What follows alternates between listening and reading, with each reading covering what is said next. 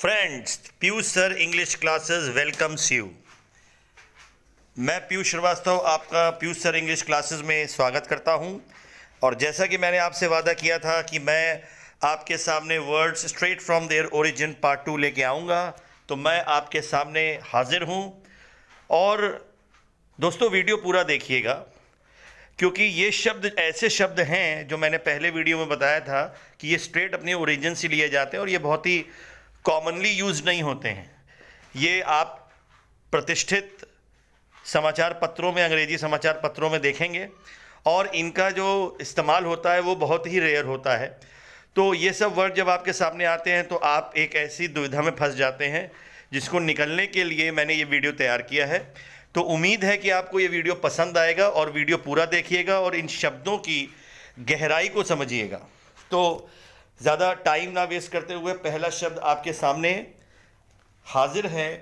शब्द है पहला बोनाफाइड। बोनाफाइड जो कि एक लैटिन वर्ड है और इसका मतलब होता है जेन्युइन। जेन्युइन शब्द या जेन्युइन चीज़ें जो जहाँ पे आप देखते हैं तो वहाँ पे आप बोनाफाइड वर्ड का इस्तेमाल कर सकते हैं। दोस्तों देखिए, कितना सुंदर होगा कि अगली बार आप जेन्युइन पार्ट्स देखें या जेन्युइन चीज़ें देखें या कोई जेन्युइन बात सुने तो आप उसको बोलें कि ये बोनाफाइड है, तो कितना अलग आप महसूस करेंगे। दूसरा शब्द है on mass. On mass basically एक फ्रेंच शब्द है जिसका मतलब होता है इन अ ग्रुप, यानी मेजॉरिटी में। कभी कभी क्या होता है कि कोई चीज़ है जो कि मेजॉरिटी में लोगों को एक साथ जो है किया जाता है या समझाया जाता है, तो उसको आप ऑन मास कह सकते हैं। तीसरा शब्द है मॉडस ऑपरेंडी। ये एक लैटिन शब्द है। इसका मतलब होता है मेथड ऑफ डूइंग समथिंग, यानी कोई व्यक्ति कोई काम किस तरीके से करता है, किस पद्धति को फॉलो करता है, किस मेथड को फॉलो करता है, किस प्रोसेस को फॉलो करता है, उसे हम मोडस ऑपरेंडी कहते हैं। ये ज़्यादातर जो है अपराधियों के लिए इस्तेमाल किया जाता है कि किसी भी अपराधी का कोई भी जो है अपराध करने का क्या तरीका है, उसे हम मोडस ऑपरेंडी कहते हैं। नेक्स्ट शब्द जो आपके सामने चौथा शब्द है वो है पर्सोना नॉन ग्रेटा।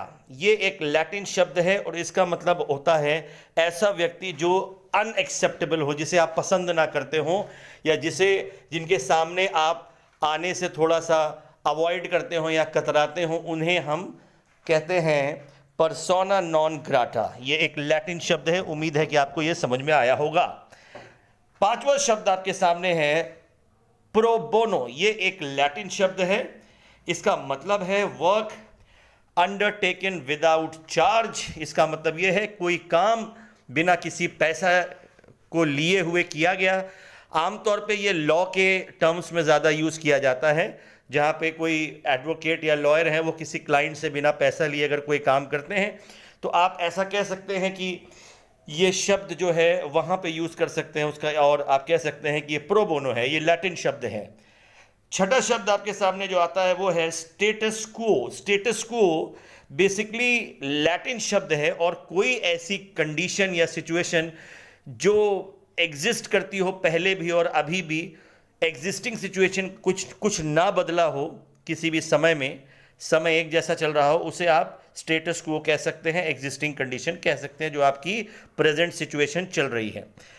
सातवां शब्द दोस्तों आपके सामने है वॉक्स पॉपुली। ये एक लैटिन शब्द है और जब हम ऐसी सिचुएशन में आते हैं जहाँ पे मेजॉरिटी की ओपिनियन एक जैसी हो या मेजॉरिटी की ओपिनियन मायने रखती हो, तो हम ऐसा कह सकते हैं। लैटिन भाषा में इसका मतलब होता है वॉक्स पॉपुली।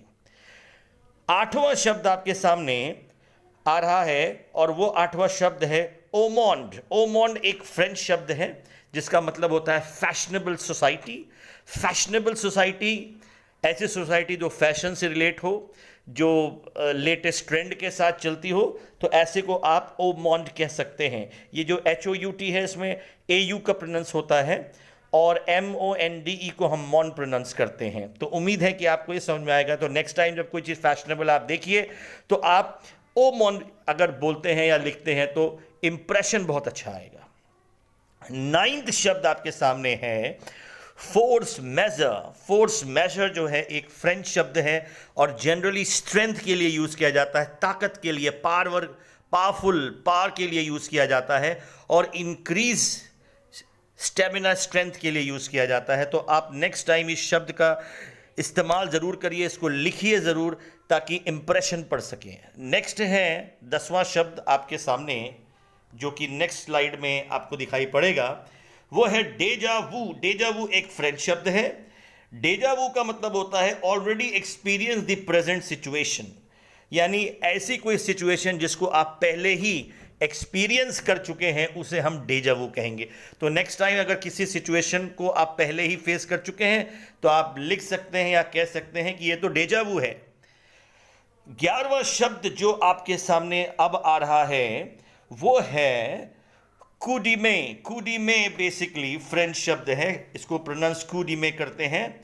कूडीमे फ्रेंच शब्द है और इसका मतलब होता है अ सडन सरप्राइज अटैक, अचानक से कोई हमला अगर आपके ऊपर करता है। ये वैसे मिलिट्री या आर्मी के सेंस में यूज किया जाता है। तो इसको अगर आप यूज करते हैं तो आप ये कहना चाह रहे हैं कि एक सडन सरप्राइज अटैक हुआ है, तो इसका प्रोनाउंसिएशन है कूडीमे।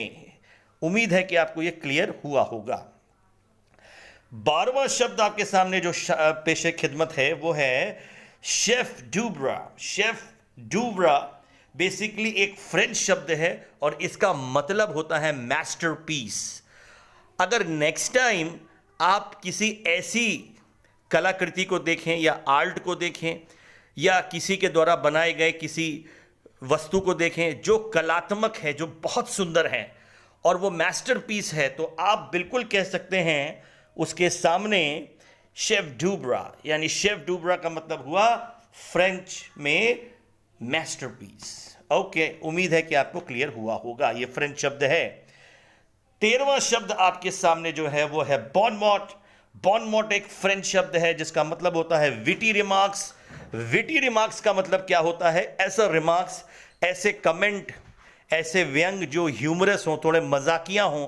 तो नेक्स्ट टाइम अगर आप किसी से मजाकिया व्यंग करते हैं तो आप कह सकते हैं कि ये बॉन मॉट है और ये एक फ्रेंच शब्द है। दोस्तों, मैं ये चाहूँगा कि ये शब्द जो है आप बोलने से में कम और लिखने में अगर ज़्यादा यूज़ करें तो ज़्यादा इंप्रेसिव होगा।